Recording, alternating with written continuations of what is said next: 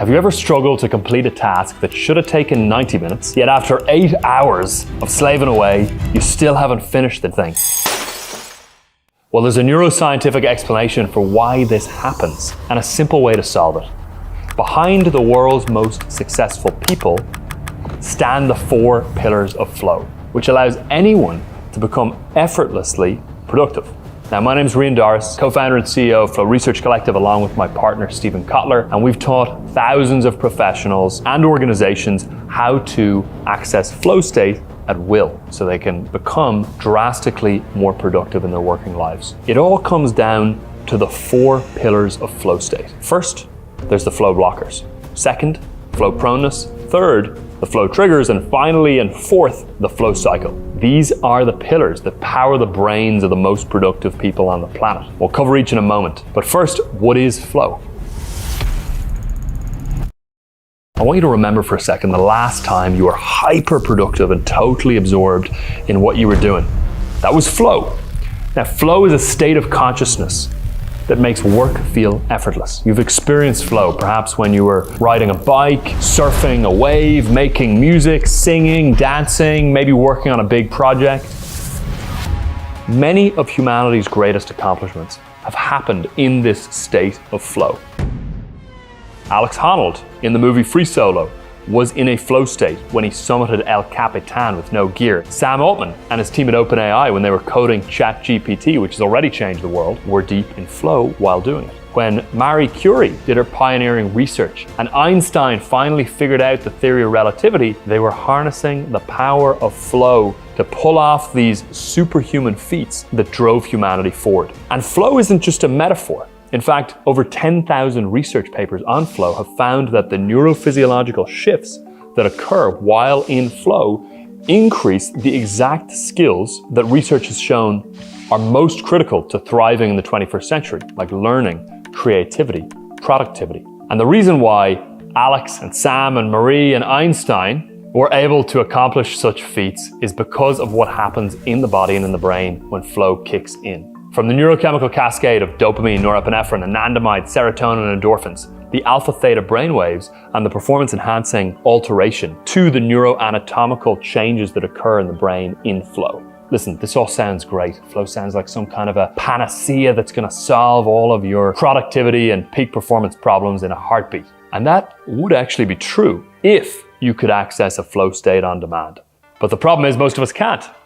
So until you train yourself in the 4 pillars of flow, flow is going to remain elusive, and nowhere is less conducive to accessing flow with consistency and reliability than the 21st century workplace and the 21st century way of working, where distractions are rampant, procrastination plagues us, and chronic stress is just considered the norm. You know that horrible feeling of being over-caffeinated and riddled with productivity guilt from delaying doing what you know you should have been doing, and then hitting lunchtime with barely any work done, even though half the day is done. Well, if this has ever happened to you, it's due to the flow blockers. If your goal were to run a marathon, first off, you'd have to ensure that you don't have some foundational injury or health condition that simply blocks you from doing it. And it's kind of similar when it comes to flow state, because research shows we're evolutionarily wired for flow. Your brain and body actually wants to kick you into a flow state when the conditions necessitate it. Most of the time, our 21st century work style blocks flow at every turn. Think about it. When you get up in the morning, what's the first thing you look at? Well, if you're like 80% of people, you check it within 15 minutes of waking up. And it's packed with flow blockers: distraction, uncertainty, task persistence deficit, attention deficit trait. And this one thing is the source of over a dozen other blockers for flow, like a dam blocking a river from naturally moving forward. Now, obviously this thing is your phone. So what's one tool to remove the most common source of flow blockers? Well, it's simple. We call it flow before phone. The golden rule is to get 2 to 3 hours of productive flow on your highest priority task in the morning before you turn on, or ideally even touch that device. Now, this is easier said than done. It's hard to change ingrained habits, especially when the habit itself is linked to a device that's designed to be addictive. But once you try this, and once you experience deeper and deeper states of flow, the flow states that you can access become more compelling and overrule the addiction. Next up, we have flow proneness. So let's say you have removed all the blockers and you still can't get into flow. because this is what happens to lots of people. It's because they miss the second thing, which again is flow proneness. So using the marathon analogy, consider this your overall fitness level, because flow proneness is simply your tendency to access flow and the likelihood of getting into flow at any given moment. We need to make our physiology, our body, our psychology up here, and our environment conducive to flow proneness to maximize our likelihood of accessing a flow state. Now, the easiest way to do this is to wake up and get to work within 90 seconds of opening your eyes. You're probably like, what? This sounds like some kind of a weird workaholic thing to do, but it's actually the opposite.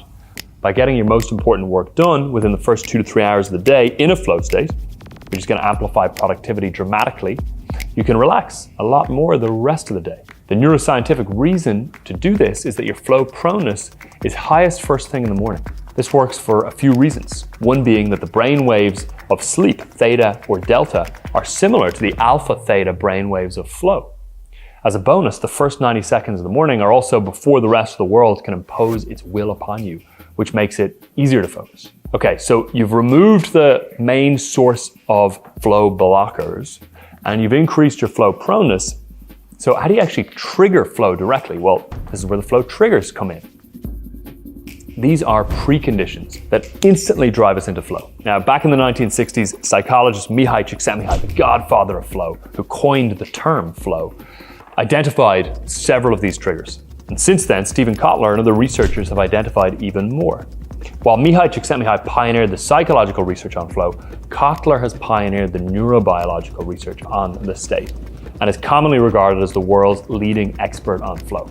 Now, the more triggers you have present in an activity at any one time, the faster you'll enter flow, the deeper the flow state will be, and the longer you'll be able to hold and sustain that flow state. Certain activities are naturally rich in flow triggers, like surfing, playing music, video gaming. The 3 first triggers for flow that Mihai Csikszentmihalyi identified were clear goals, immediate feedback, and the challenge skills balance. So here's an example of each of these in action. Let's say you're surfing.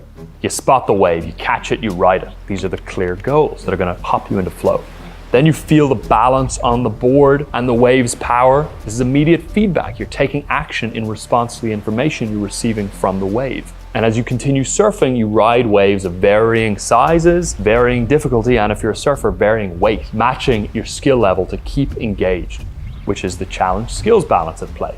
Now, that's all well and good for surfing, but what about your work? Well, the trick is to take these triggers and add them to activities that they don't necessarily show up within. So to apply this right away, you can tune the challenge skills balance by engaging in tasks that are about 4% more difficult than your current skill level. Our constant goal, as Mihai Csikszentmihalyi's book title suggests, is to move beyond boredom and anxiety. That's the sweet spot that leads to flow. The 4th pillar of flow is seldom discussed, but it's the reason behind the world's most productive people and how they operate. And it's called the flow cycle. Herb Benson was a Harvard cardiologist, and he wrote about this for the first time in his book called The Breakout Principle. And then Stephen Kotler mapped it further directly to flow in his book, The Rise of Superman. What the flow cycle tells us is that flow states are more like dimmer switches than light switches. Now, first, there's struggle. This is a loading phase. It's when you first start a task and the neurochemistry involved, which is cortisol and norepinephrine, kind of makes you squirm. The discomfort causes us to want to avoid the task, relieve ourselves of the discomfort, and distract ourselves. The sad truth is that most people spend their entire careers dropping in and out of the first few minutes of the struggle phase. They never persist long enough to get into flow. They're an inch deep into work forever. So start by getting great at persisting through the struggle phase. This comes down to task persistence. You can do this with something that we call attention span stretching. So if you had a bar that you were hanging from every day, research shows that if you did that, you would actually grow by an inch in height. Similarly, if you stretch your attention span becomes longer. So for example, read a book all the way through, even if it's uncomfortable. Even if you retain less, you gain more sustained attention. You're training your attentional capacity. If you do a long meditation, just try adding another minute and another minute. Same with deep focused work. Add another minute, then another. Treat it like a muscle, max out the reps. Then release happens. Once you reach the edge of wrestling with the task or problem through sustaining focus and attention, as you persist, your brain increases dopamine, enhancing focus and motivation, finally popping you out of struggle through release and into the flow state itself. Then next up we have flow, which is the state we've been talking about this whole time. During flow, the prefrontal cortex deactivates to allow efficient, instinctive, rapid decision-making to occur. After the flow state itself, we have the recovery phase on the backside of flow, where we're replenishing the expensive neurochemistry that's involved in flow. We're recuperating after expending so much energy, and we're integrating the knowledge or skills acquired during flow. So there you have it, the 4 pillars of flow, which underscore elite productivity, extreme accomplishment, and hyper focus. By understanding and applying these pillars of flow, you can become consistently productive and achieve incredible results. Our goal here is to take every research paper on peak performance and flow and decipher it down into easy to watch, instantly applicable steps, so that as you stay tuned to our channel, you build the skill set of driving yourself into a flow state consistently, which is a critical skill set to thrive in the 21st century.